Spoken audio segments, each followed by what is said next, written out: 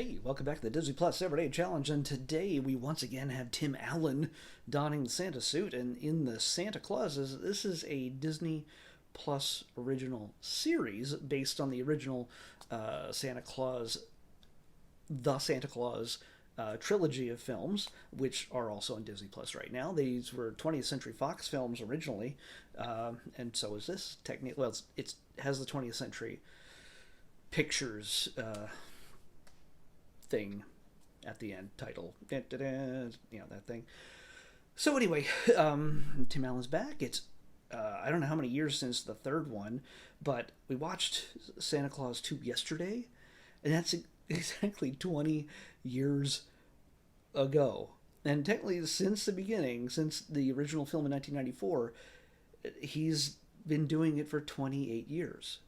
And he makes a point of saying that. In fact, it kind of works out really well that Santa Claus 2, we watched that just before the Santa Clauses, because there's some recurring themes, or at least recurring events happening between the two. There's an issue with Santa possibly losing his magic. He's getting old, and he might be getting...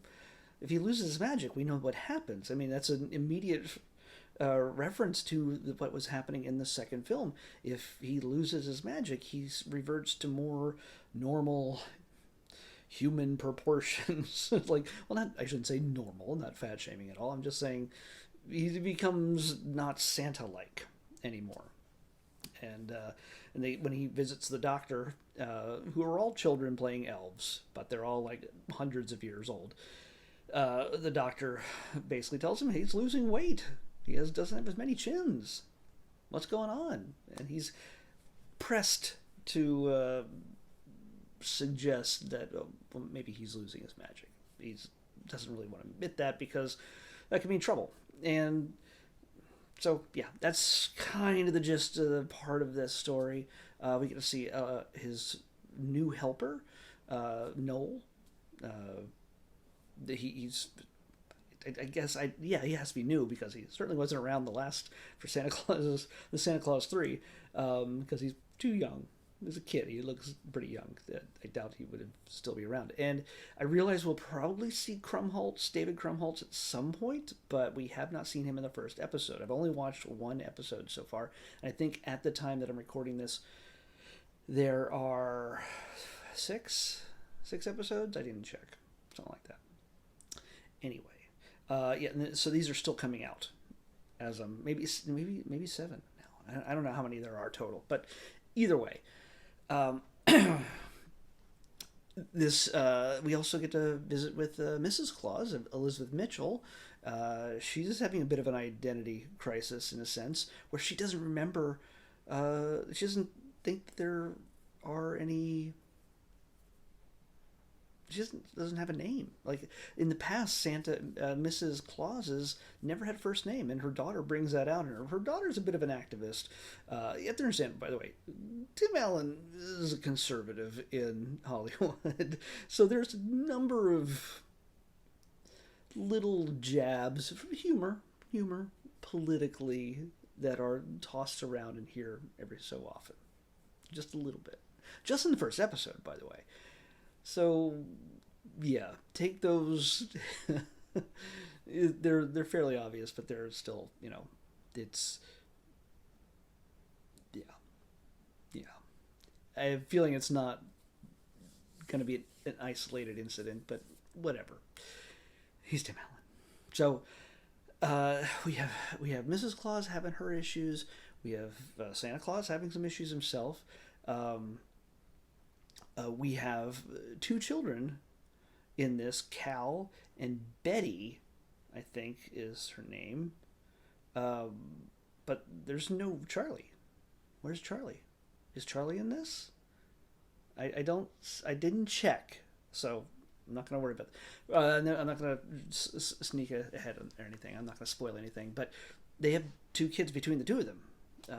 Charlie must be all grown up at this point, so where's he? Maybe he'll pop up later in the series, because again, they don't have to be limited to just cramming it all into 2 hours or an hour and a half. This is great. You can have little separate episodes, and they are little. The first episode is only 33 minutes long, So it was a fairly quick watch.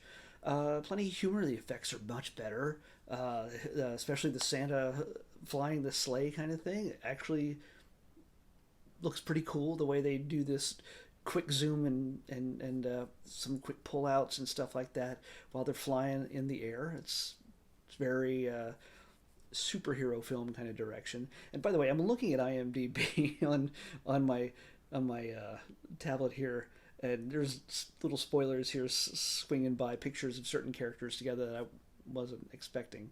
But yeah, well, it had to. If they introduce them, odds are they're going to show up. There is Cal Penn. Apparently, he's in this film. He's in the very first one of the very first scenes actually, and he's going to apparently be a very important character in this series. I assume because we revisit him later in the episode, and in a way,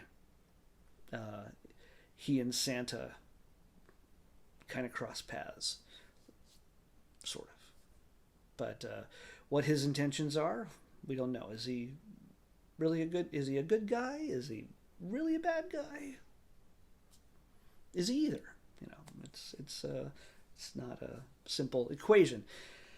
And the big question is Santa really is Tim Allen, is Scott really at the final moments of his career? Has he lost the magic as Santa Claus?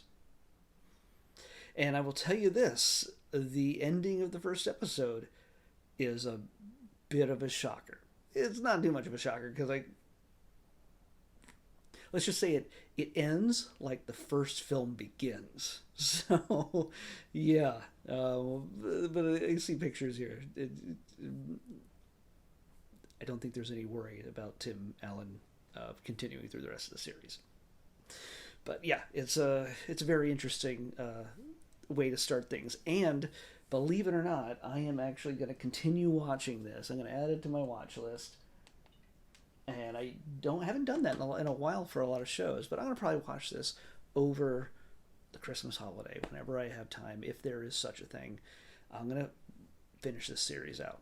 If it's even one season, maybe there's going to be a second season. Who knows?